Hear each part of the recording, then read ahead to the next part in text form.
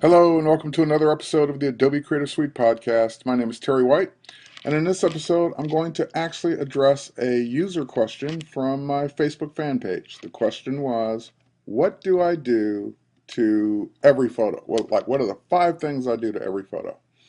And that's, of course, a moving target because it's maybe 5 different things for a portrait versus a landscape image versus, something else. So, I'll start with the first 5 things I do to any portrait image. I'll say, 5 things I look for, 5 things I'll touch, most likely on every portrait I do. So, I'm starting in Lightroom. However, this would be the same exact thing if you didn't have Lightroom and you were just using Camera Raw because I, of course, shot this in RAW. So I start off in Lightroom in the Develop module, which again is the exact same thing as Photoshop's Camera Raw, so that you have the exact same sliders, the exact same techniques that I'm going to be doing. All right, so with that, let's go ahead and jump in. So I'm looking at a portrait here that I shot with some natural window light. And right off the bat, the first thing that would distract me from this photo is I'm not quite sure the white balance is right. Also, it's a little bit underexposed. So those would be 2 things I look for right off the bat. So let's see how I would adjust those. Head over to the Develop module, and again, if you were in Camera Raw, you would just do the same thing in your Camera Raw controls. And there is a white balance eyedropper. And again, there's a white balance eyedropper in Camera Raw, so you'd have the same thing. And I can also tell that I'm losing detail in the shadows here. Not as bad as I thought, but certainly losing some detail. And it's losing detail in the areas that I really wouldn't care about. But first thing first, the white balance is potentially driving me crazy. Now, there's a thing I say about white balance is that mathematical white balance, in other words, perfect white balance, the person is holding a gray card and you click right on it with the eyedropper and you get mathematically perfect white balance, doesn't necessarily mean it's good white balance, meaning it could be correct, but you still don't like the way it looks. So even though I don't have this person holding a gray card, I don't really have 18% gray to click on, I'll use a look for something that should be white or should be black and start there. Now, just because I might, even if they're holding the gray card and I get perfect white balance, that doesn't mean I'm going to like it. So let's see what I get. Now, this is one of the reasons I prefer Lightroom over Camera Raw is that as I hover in the different areas of the photo, I'm getting a preview over here on the left-hand side that's showing me what I would get if I were to click. So if I were to click in that area, that's going to really throw the color off. Maybe it's a creative effect and I want that. Actually, that would look actually pretty cool on this photo, but maybe we'll do that with a virtual copy. And but in this case, I do want something that's going to be a little warmer on this photo. So let's say I click here and it adjusted it slightly, maybe barely, maybe I can't even tell. Or maybe right there. And the white balance is, here we'll do a before and after. Undo. Yeah, see, I almost liked it a little bit better the other way. So let's go back. Develop module. And I'm going to say right about there. So it wasn't that far off. It wasn't as far off as I originally thought. But let's say you clicked on the perfect spot and it's mathematically correct and you don't like it. Well, I would still go over to the temperature to dial it in a little bit closer to what I want. So if I wanted it a little bit warmer, I make it a little, I can make it a lot warmer, which wouldn't be so bad either. Or I can make it a lot colder. But I get to dial it in. Even though it's not mathematically perfect anymore, it's more appealing to my eye. And that's what really matters. Okay, so first things first, I got the white balance where I want it, whether it's, again, 100% correct mathematically or not. The next thing I would adjust goes down into the tone controls. So I kind of group those all together as one thing. If it's underexposed, I want to adjust the exposure, I would adjust the exposure up a little. That's a little bit more appealing for me, right about there. And if I were losing detail in the highlights, which I'm not, there's no warning there, I would adjust the recovery. If I was losing detail in the shadow areas that I care about, again, I don't care about the walls, then I would bring up a little fill light. Now I might still bring up a little fill light because I did see a little bit lost in her eye, her iris, but that would be about as far as I would go. So 2 things. White balance was number 1. Tone controls, I would group those together as number 2. Number three, the third thing I do to every photo is I always, this is one of the things I do no matter whether it's a landscape or a portrait. I always crank up the clarity a little and crank up the vibrance a little. Now, a little, of course, is relative to your photo. So that's too sharp or too much clarity. I can start to see it in the bangs here where it's getting, here, I'll zoom in on it so you can see it a little bit better. Uh, that's less, that's more, that's almost too much. So you do, even though it doesn't look like it's doing a lot, it really is doing a lot if you zoom in on it and take a look. So I would go right about there. And we zoom back out. The next thing I would do is, let's see if we can pump up the vibrance a little bit. And again, let's go all the way down. No vibrance. All the way up. Too much vibrance. So I just crank up the vibrance. This is where we start it. Just a little bit, just to make those colors pop just a little bit more. So you got the idea. So those are three things I do before I even go to Photoshop. So whether I'm in Lightroom, which is where I usually am, I'll do those three things. Or whether I'm in Photoshop's Camera Raw, I'm going to do those three things before I even touch any other adjustments on the photo. Now, I've done 3 out of the 5. What's next?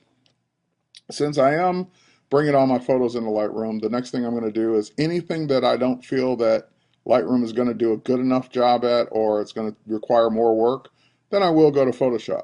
Now, for example, on a landscape, I tend to do most of the work inside Lightroom because there's not a whole lot that I can't do there.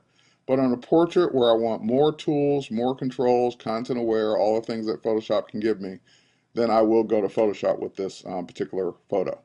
So if we do a Command E on the Mac or Control E on Windows, that will do it. Also, if I go back to the library, and here, let's go to the grid view.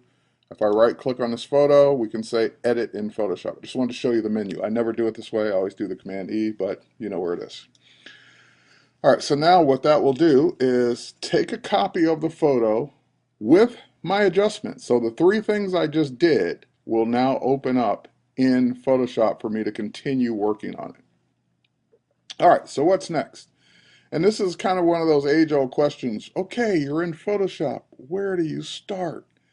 And I used to ask that question of all my friends, and like, where do you guys start? Where do you do this? And the answer I got back, which made the most sense to me, is start with what's bugging you the most. So I know that's kind of not a every single photo I do, but if I were to start on this photo, whatever's bugging me the most would be the next thing I would adjust. And the thing that kind of jumped out at me is this little hair, these little hairs right up here. So I might go ahead and adjust that. But again, that wouldn't be in every single photo. And the question was, what are the 5 things I do to every photo? But just letting you know, my workflow would be the minute I'm in Photoshop, I start with what's bugging me. But let's get back to the original question. So what are the other 2 things I always do to every portrait? So let's go ahead and zoom in. Eyes are very important to me for a portrait, and blemishes are also equally important to me on a portrait. So I'm going to grab my Wacom pen here, and we're going to, again, it doesn't matter which one you start with, whether it's the blemishes or the eyes, but I'm going to usually do both of those. So I see a blemish right here on the chin. And, you know, there are all kinds of things that you might consider to be a blemish or not a blemish, or things you remove or not remove. I'll leave those rules up to you. But my rule is typically if the object or thing wouldn't be there in 2 weeks, meaning it's a temporary pimple or outbreak or whatever, then it gets removed. In other words, if that person doesn't naturally have that all the time, then I'm going to take it out. And I may take out some things that they do naturally have all the time, but again, that would be a person by person case. But in this case, I'm using the spot healing tool, which also in CS5 is now content aware, so it even does a better job than before. And I would just start to go through the photo, taking out those little things that, again, you wouldn't notice on the person every time you see the person. So things that I would get rid of. And again, I would go through the entire photo, getting rid of. Now again, of course, we're borderline here. Some of these may be freckles, but guess what? They're coming out. And I'll let you decide on your photos what you decide to take out or leave in. That is totally up to you. There is no law, there is no rule, there is no committee that says you have to leave or have to take out whatever. It is your photo. You do what you want to do. It's between you and your client. Okay, so now that would be number 4. Let's say the blemishes. Number 5, I'll concentrate on this eye. Now, a couple of things with this particular eye. One, there is a hair going through it, which I may or may not like. In this case, I'm not liking. So again, I would attempt a little spot healing to remove that hair. And the spot healing with content aware is a whole lot better for stuff like this now. So I would just take that hair right out of there. Okay, oh, a couple little bad spots there, but easily enough fixed. Okay, now all kinds of techniques for whitening the eye or removing the red, and I haven't really found one that I'm in love with. I mean, as you can see, I'm doing a little spot healing to kind of remove some of the most obvious spots. But as far as lightening the eye, I typically do the screen effect, which I'll show you in just a moment here. Now, what that means is I'm going to go to my layers panel. I have the background layer. I'm just going to hit Command J on Mac or Control J on Windows to duplicate that layer. You can also do it from the layer menu. Now that I've got an exact copy of that layer, I'm going to change the mode to screen, which will make the layer twice as bright, and of course including the eye, but it made everything twice as bright. And now I'm going to hide that layer with a mask. So I'm going to add a layer mask, but if I just click it, it's just going to add the layer mask and reveal everything. I want to hold down my Option or Alt key on Windows and click to hide, meaning it just basically filled in that layer mask with black. Now I'll use a paintbrush. I'll switch to letter B, and we'll make sure we're on white, which we are, which will unmask the areas that I paint. And I also just go ahead right off the bat and drop the opacity of that layer down to 50%, just so I can have something to look at. And it's not going to stay at 50% because that's going to be too bright. So once again, we're just going to go in here, and of course I'm using a Wacom pen, which makes life a whole lot easier for this kind of stuff as opposed to a mouse, because it is pressure sensitive. And it allows you to get in a lot closer with a lot more detail than trying to do this with a mouse or, heaven forbid, a trackpad. Okay, so now I've whitened the eye, but it's too bright. I know that. 50% is always going to use, I shouldn't say always, but most times it's going to be too bright. So let's go out to 100% view. Well, not 100%, but where I can see the whole photo. Because that's what people are going to look at. They're going to look at the whole photo. Most people are not going to be zooming in on a particular spot. And when you look at the whole photo, that's where you can really make your adjustment. So 50% is too bright. 100% was way too bright. And I knew that. So, but that was just giving me a way to paint and know what I missed or did not get. So I would drop the opacity down to whatever you're comfortable with. My target is usually around 35%. Some people need less, some people need more. It depends on your photo. So right around 35% is where I'm going to be. And again, that's not bright, that is bright. So just enough. That might even still be a little too bright. So I drop it down a little bit more for this person. There you go. So that's about where I would be. So now, next, let's zoom in. Now, whether you keep this layer or not is up to you. I'm of the belief that once I make an adjustment, I rarely ever, ever, ever go back and make that adjustment again or tweak it. In other words, I make sure I'm satisfied with it first before I move on. So let's say I am satisfied with that. I'm going to hit Command E to flatten it because that's what I do. If you want to keep all your layers, do not beat me up. You keep all your layers. This is what I do. You can do it your way. All right, so now the next thing is I want to add a levels adjustment, not a levels adjustment actually, yeah, levels adjustment to kind of increase the contrast in the eye. So you can do this a couple of different ways. You can do it the way we did it a minute ago where we masked after the fact. You can select the eye beforehand and do it. Either way is fine. We'll go to our adjustments, and we'll go to our levels adjustment. We'll add a levels adjustment there, and it will add the adjustment, and I can then go, and here we can do it one of two ways. It's already got a mask on it, so we can fill that mask in with black. So if I do option delete, or let's go switch the colors first. There we go. There we go. So I filled it in with black. All I did was fill in that entire level adjustment with black, just like we did before, with an option delete on the Mac or alt delete on PC with a black foreground color.